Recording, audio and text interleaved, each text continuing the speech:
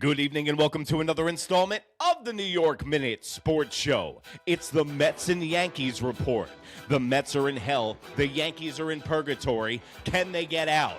It's New York Minute Sports. It's New York Sports for New York Nuts. Don't forget to like.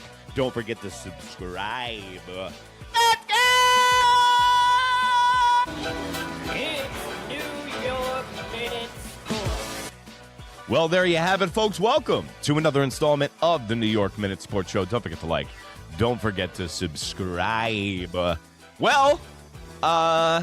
Yankees are in purgatory, and the Mets are in full-blown baseball hell, folks. Let's turn the calendar back about a week. The Mets and the Yankees were in the same boat. But unlike the New York Yankees, who got some home cooking, the Angels and Kansas City Royals served to them on a silver platter to get right. The New York Mets had a meat grinder against the Dodgers and the Chicago Cubs. Now, I had said on this show last week, do you remember? Let's go in the Wayback Machine to last year, where the New York Yankees also faced the Los Angeles Dodgers. And it them up for about 2 months afterwards. And what happened to the New York Mets? They went into L.A. and they got decimated. Then they flew over to Chicago and they got their hearts broken. So now, what's the state of affairs? The New York Mets have lost 11 games in a row. Their starting shortstop looks completely checked out. And their manager is on the hot seat. Get your Fire Mendoza t-shirts right now. But we brought Mike from Pudgy Boy Sports in to break down exactly what's going on with the New York Mets that we might not be seeing. Mike, what's going on, brother? I've been saying prayers for you before I close my eyes every single night for the Met fans. And by the way, guys, I'm not a Met hater. That's why I'm having a Mets and Yankees show, so we can let our New York Met fans have some shine too. But I say a little prayer for everybody that's a Met fan, because I want you guys to have a good baseball season too. Mike, give me the breakdown. What's going on in Metland? Because that's 11 games in a row. Can they survive this? Man, it was just, if you think about just a week ago, we're discussing a 4-game losing streak, me and you, and saying how they could go into LA, maybe get a game out of there, split this losing streak up. From the point that we last spoke and made the last video, they've lost 7 more games after that in a row. And Mets, the City Field is on the verge of being burnt down. Every Steve Cohen tweet is just being resurfaced over and over and over again. Every button they're pushing, dude, they're pushing the wrong one. Every button Mendoza's pushing seems to be wrong. Even if he's making the right decision at the time, it just seems to be wrong. You traded for Freddie Peralta.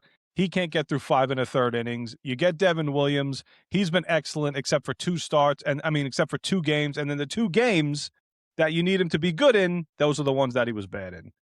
Every button that's being pushed, it just seems to be the wrong one. Every pinch hitter, every time he pitches against another team, it's just, when it's an 11-game losing streak like this, there's no defending anything on this franchise right now, from top to bottom.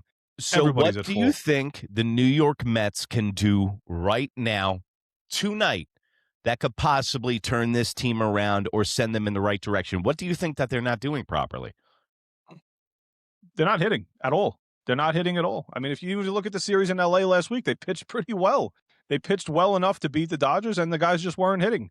And some of the guys with the statistics on the back of their baseball card, just a small example of a guy like Bo Bichette, right? Bo Bichette has been one of the best. I don't have the numbers in front of me, but one of the best hitters with runners in scoring position over his entire career. It's not debatable. It's not me just saying that. It's the facts. He is one of the best. He puts a Met uniform on and suddenly just forgets how to do it. And it has nothing to do with curses or just being a Met. It's just the fact that this is what happens when guys put on this uniform. They just forget how to do what they're great at. And it's little things like that that's so frustrating, because you look at Stearns bringing in a guy like Bichette, specifically, runner on third, less than 2 outs. Who else do you want at the plate, dude? Who else do you want at the plate besides a guy like Bichette? You could name 4 other guys in this league who has as much success as him. And he So, just didn't come through over the last couple of days. Little things like that. so speaking of Bo Bichette, and we'll get to Stearns because I know that you were in full support of Stearns' moves in the offseason. Now, the big thing about Stearns is that I think he's trying to get too cute and outsmart baseball. Now, my fans in the New York Nuts here on New York Minute, they always hear me say that the New York Yankees are trying to outsmart baseball. And what I mean by that is KISS. Keep it simple, stupid. David Stearns did a lot of heavy lifting in the offseason, bro. He completely revamped this team when I think, in my heart of hearts, all the New York Mets needed to do was shore up their starting pitching, keep the team as is, and go into next year and roll the dice. I think this New York Mets team that they had in 2025 had the right to run it back and to try one more time. Then you could have blown it up. I would agree with that. But what makes me scratch my head is since you're a National League fan, I get to see a lot more of Bo Bichette than you get to see of Bo Bichette. We have 18 games against the Toronto Blue Jays, and obviously I watch every game like it's October. It's the World Series. But Bo Bichette has been on the down trajectory of his career. This is why I was saying, and it was a little bit of tongue-in-cheek, but I was saying Bo Bichette might be the next Jacoby Ellsbury because Bo Bichette has been on the down end of his career. And it always made me suspect that a good organization like the Toronto Blue Jays would let a guy that is loved by the fans just walk. I have a large contingency of Toronto followers here on New York Minutes. By the way, hello, Canada. Thank you. And they said the same kind of thing about Bo Bichette. Also, what makes me scratch my head is when you go out and get a guy like Marcus Semien, who's 35 years of age. You go get a guy like Luis Robert Jr., right? And it almost reminds me of Siri of 2025, the guy that they got from Tampa Bay. They've been looking for this authentic defensive shutdown center fielder that they have not been able to put their finger on. Freddie Peralta, you got Luke Weaver's been good. Lolev Dev, you're finally seeing him to see his true colors. Then you get Jorge Polanco, who's been inherently injured his whole career, and injury again. So this is where the rubber meets the road, Mike, is that like you just said, he's done it every single year. And what my problem is with the whole Trent Grisham thing is that he is not proven, he has not done it every year.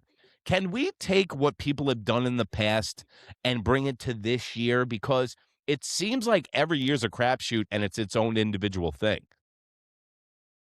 Yeah, that's the toughest thing about being, I guess, a general manager in sports, handing out these big time contracts and all this money. And then if you're an owner, having to pay these guys, because when you're a free agent, typically, right, you pay for the guy. You're not paying for what they did in the past. You're projecting what they're going to do for your team in the future. So Yeah. giving Bo Bichette that deal, I would still give Bichette the deal of 3 years with opt-outs after each one. I think it's a win-win for both sides. Yeah. And it doesn't commit you long-term. Just something like I know people wanted to run back last year's team. Yeah. But there was no running back last year's team if you were going to hand out the contracts that these guys wanted to get. That was the problem. Correct. If you signed Alonso for 5 years and Diaz and all of these guys, now you're stuck with those players for the next 3 to 5 years, and there's no wiggle room to do much else after that. That's why this thing had to be blown up. I still, to this day, would have done the same exact thing that he did this offseason. The only debate that I think, because we had those guys for 7 years and there was nothing, no success. It's not Nothing like at these all. guys got chewed. Listen, man, and in Mike's defense, because I know Mike gets a lot of shit on Instagram, and that's Pudgy Boy Sports with a Z on Instagram. Go check him out. Mike has been defending Stearns, and I think he's starting to get a little crazy for that. But I give him credit for sticking to his guns. I want to run some stuff by you here. Mets have lost 11 in a row. Since June 15th of 2025, the New York Mets are 52 and 83. Different players. I don't think that's good. Different. And you get the expert takes right here on New York Minute. My point being, you have a completely different team. You have a completely different coaching staff other than Mendoza. Everything has changed. Literally the owner, the GM, the stadium, everything. It's the same old Mets, Mike. And I would be livid as a fan. You increased payroll. You had a team that didn't spend any money. You get an owner that spends money. Now the owner, I told you from the beginning, not you, Mike, but the general public, he did this to get a casino, guys. You can wear a Met hat and say you grew up a Met fan all you want. Cohen did this for a casino. And in fact, I bet you he hopes they play so poorly that they just put Citi Field into the casino itself. But the question I have for you is, your captain is completely lost. Well, de facto captain, because Cohen doesn't have captains. And that was strictly so they didn't have to put it on Juan Soto and put pressure on him because he can't handle pressure. But Lindor, who was brought in here, I call him the Amari Stoudemire of the New York Mets. When the New York Mets were a joke, he was the first guy that brought legitimacy to a clown franchise. They bring him in, $325 million plus from Cleveland. He becomes best friends with Cohen and his wife, coming over for dinner, best friends. Then they bring in Juan Soto, and he becomes the golden boy and gives him $800 million. Lindor is literally not covering second on double plays. He looks mentally checked out. What's going on with your boy? It's the. I mean, I wish I was in the locker room and I could speak to these guys and figure it out. Something's off, because the mental errors are not usually Francisco Lindor's thing. He's usually one of the more locked in, most passionate players that you've ever seen in this sport. Just look at his career. Everything with Lindor has been passion, locked in, and what you're seeing now is just I think that this couples in with the losing, obviously, because I don't think Lindor, the player, who notoriously gets off the bad starts every single year, so we're kind of used to that by now. I don't think Lindor, the de facto captain of the team, is probably happy with the fact that he wasn't named captain. And again, I don't give a crap about any of that. I just need him to play better. He has played better over the last 10 games, especially during this losing streak, and it does suck because that stuff will be ignored. He's hitting like 340 something over this last 10 games. He's gotten the bat going, and it doesn't really mean anything right now because the team's losing. But I think ultimately he'll be fine. It's nothing. I'm not really worried about Francisco. Would you look now? You had the locker room last year. It was a nightmare. All those guys are gone. There is reports now, and losing doesn't help anything. Don't get me wrong. There's rumors that the locker room's a nightmare again, dude. And there's an issue between Lindor and Juan Soto. Okay? And also, Juan Soto never gets hurt, dude. He never gets hurt. I'm not calling any phonyitis. I'm not saying that it's a fake injury or anything like that. But, like, hey, I think Juan Soto's kind of like, yo, man, I bet you he goes to the GM and the owner. He's like, yo, you better figure this guy out. Like, you better straighten Lindor out and let him know that I'm the dude on this team now, because the same thing is happening with Juan Soto that happened on San Diego. It seems like he gets in there with, guys around his age, right, guys around his ilk, and he had a problem. That's the only reason the Padres moved him, is because he had a problem with Machado, and he had a problem with Tatis Jr. He cannot coexist with guys. I don't know what it was with the Yankees, with Aaron Judge, because he could just be Robin to his Batman. But now Juan Soto is in a different locker room, and now him and Lindor have problems. And that's a serious, serious problem. And the general manager bent over backwards to appease these guys by bringing in all their boys they're all friends, and now they're lackadaisical and playing like dog shit. And I think that there's much more of a fundamental problem with the New York Mets than we know about right now that will come out eventually. But do you think firing Mendoza, do you want Mendoza fired? Get your Fire Mendoza shirts. No, I think it's the most overrated thing in the sport when you fire a manager and expect everything to just flip around, especially for baseball. This isn't football and basketball. I agree 75% with that. The number one most overblown fire is the hitting coach. Hitting coach means absolutely nothing, okay? Then you fire the hitting coach, and the next game they rick out like 15 hits and 9 runs. You know that hitting coach. Yeah. With the new hitting coach comes in and goes, hey, do this. Yeah. Got it. Remember when they brought Sean Casey in on the New York Yankees as the hitting coach late? Bro. And he's going, woo! Homie, that was grasping at straws. All right. So I don't think, but I'm not ready to fire the guy yet. I'm sorry. He's got 1 year left on his deal.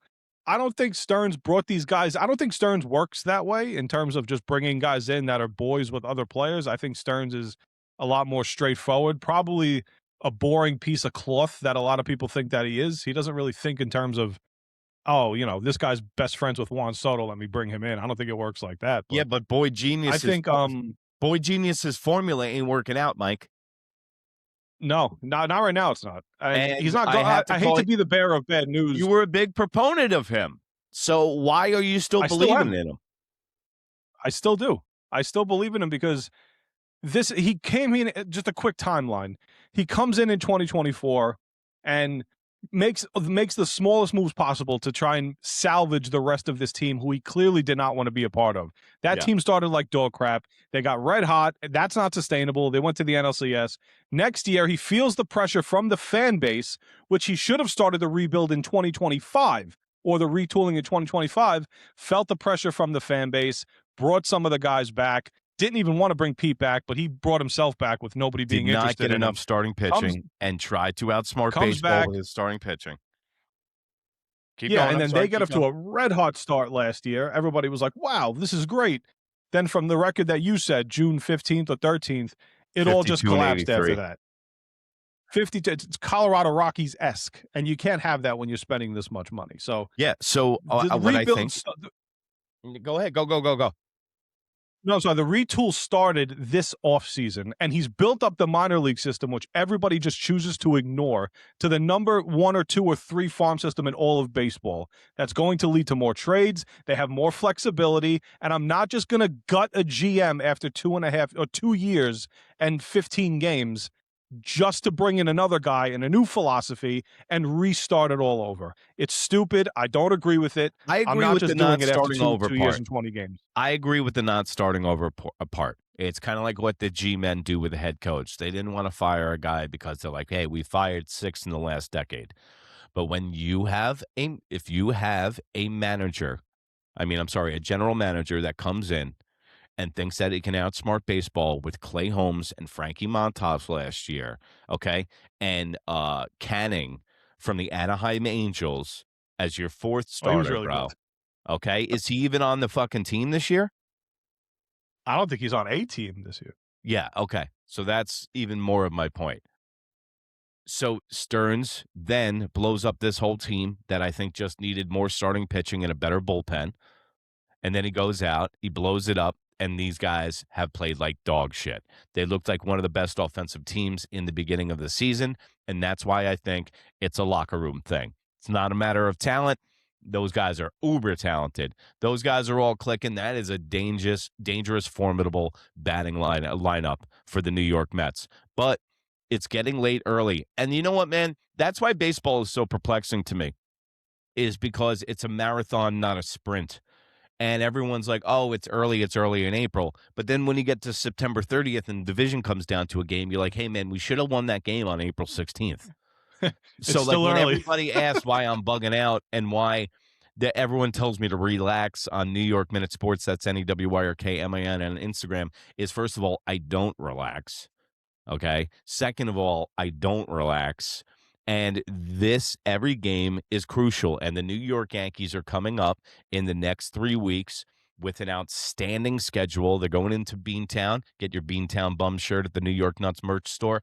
Going up to Beantown. And now this is where the real test starts for the New York Yankees. Listen, a mop in a bucket could pitch for the New York Yankees and they beat the Kansas City Royals. All right. They had some home cooking with the Anaheim Angels. That Mike Trout and Aaron Judge showdown was great. Also, Mike, speaking of Mike's, me and Michael K had a meltdown after we left here on Monday, and I called him up. Did you hear any of that? I did, yeah. What's your take on me and Michael K? Was that the pre-Trent Grisham or the post-Trent Grisham 2-homer game? It was that afternoon. I called him up that afternoon, and then Trent Grisham hit the 2 home runs that afternoon. Yeah. I mean, K's got such a like you could just tell the ego is so huge on a guy like Michael K because he could be untouchable, voice of the Yankees. Whatever I say is right with the Yankees.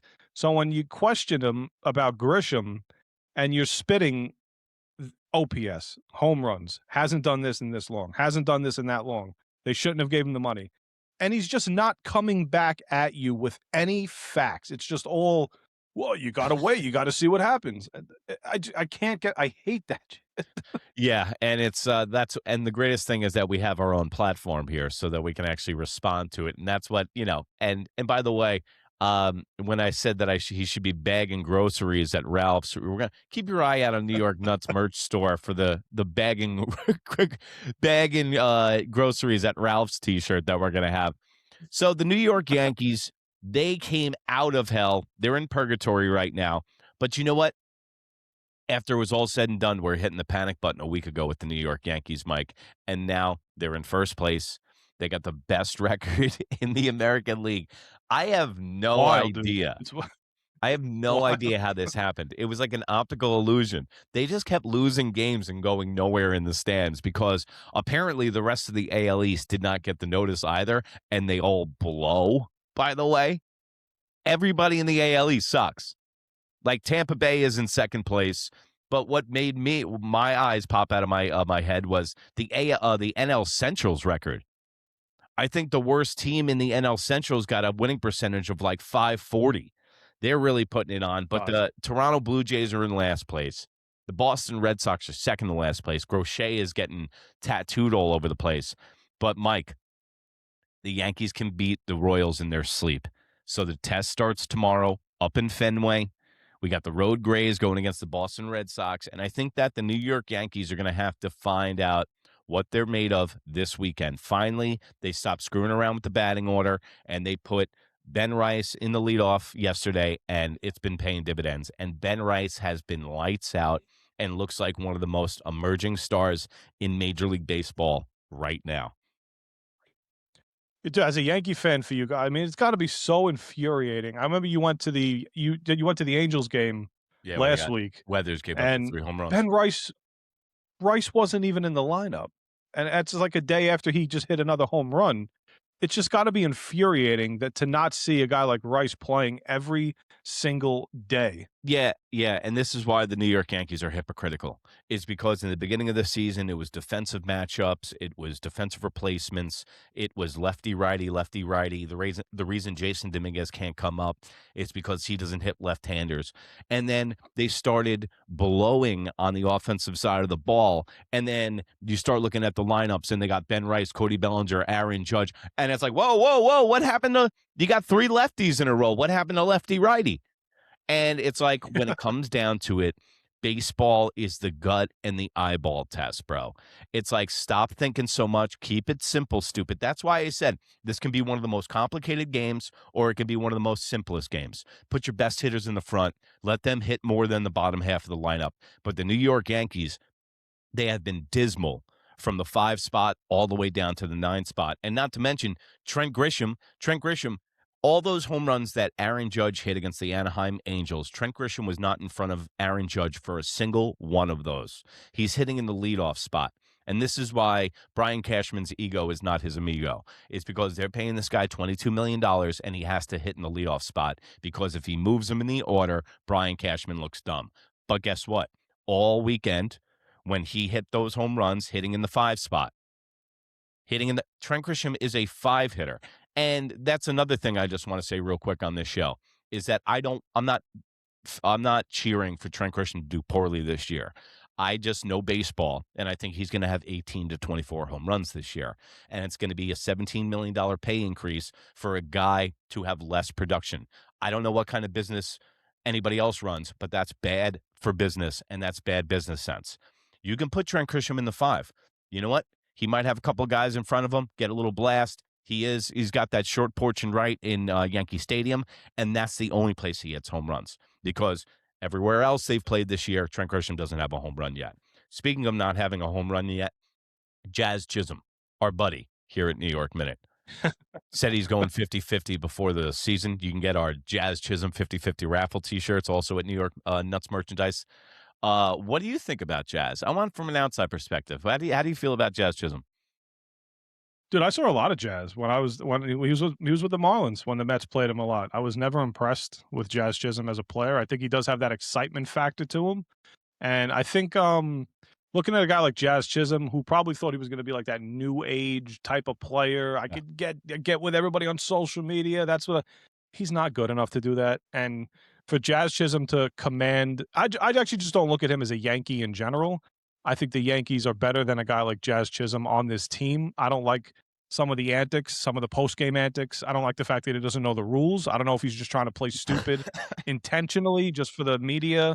But Bro, that if he actually doesn't know the rule, I think when I saw he's on that, the wrong team then. I started duct taping my head for the explosion. I felt pressure above my ears when he said that, and I thought my fucking head was going to explode. Like, out of all the things that he's done, and also, I said this, he's planning a wedding during the season this year. Guaranteed this guy is worried about what the tablecloth color is going to be, more so than what the opposing pitcher tonight's got. And that's a sad state of affairs. Also, I think that Jazz is a good microcosm of what the youth is all about today. If you notice in basketball, it's a good microcosm of how the youth, how they absorb sports.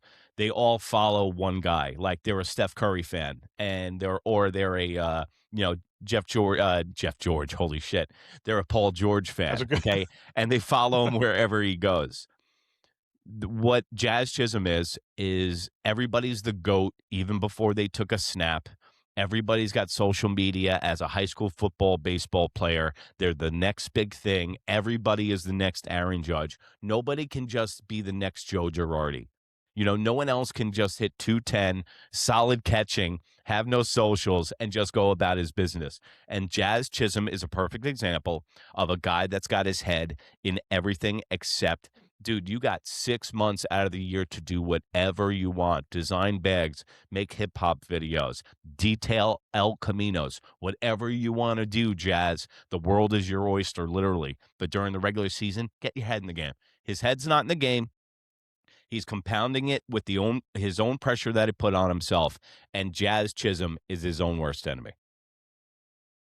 I like to get a feel every week from you as because not all Yankee fans are like you, level-headed. Well, you're not level-headed, but you're level-headed. No. I see what you're saying. I'm a based unk who gives credit where credit is due. I got to admit, I got to call balls and strikes on here because, everything can't be an epic own. Everything, you got to have somewhere to go. And it's like, somebody was messaging me, and we'll end it on this. Somebody was messaging me about Michael K. And they're like, hey, man, you must hate that guy's guts. And I wrote back and I was like, no, I respect the shit out of him, actually. He's been doing what my dream job for the last 35 years, and he's the voice of the New York Yankees, and I would trade with him in a heartbeat. And I respect what he does. Just because I have a squabble with him or something like that, I can compartmentalize between, I came from the restaurant industry where you scream in each other's face and then you hug them 10 minutes later and you bury the hatchet. So, and I'm from an Irish family, so that's the way that we roll. But no, like, I got respect from him. It's all respect. And it's like, you got to call balls and strikes because you got to call the Yankees out. And I get a lot of comments. Do you even like the Yankees? Yes, I love the Yankees.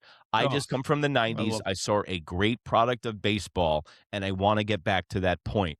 And the way that the New York Yankees fan base has lowered the bar, and that the way that management has cooked us like a frog in a boiling pot, where they just put us in a fucking pot of cold water and then they turn the heat up a little bit, and they've degraded the New York Yankees. And now it's not even going to be the World Series or bust. It's going to be make the playoffs. Hey, we had another winning season. So that's what the New York Yankees are going to do for you in the future. They're going to start cutting payroll because now Hal is a mom and pop shop like the St. Louis Cardinals, billing from the farm system. Mark my words. And you can go over to New York Minute. That's NEWYRKMIN on Instagram. And you can go over to Pudgy Boy Sports with a Z over on Instagram. Also, if you're an NFL fan, Mike has you covered wall to wall over on Instagram. Also, does a great job covering the games over on YouTube. Don't forget to like. Don't forget to subscribe. Hit those notification buttons, folks. Don't forget to go over to the New York Nuts merchandise store. We got merch, folks. We don't have any advertisers. Don't put you behind a paywall. Please support the show. This is what I'm doing. This is Uncle Eric's job now, baby. This is what I'm doing, talking to Mike on Mondays and giving you baseball talk. Mike, you got anything to say to the people? I guarantee you guys right now the Mets will win a game over the next month. There you go. And that's, you can take that to the blood bank. And remember, if you can't be good, be bad, baby. Good night, Canada. Bye.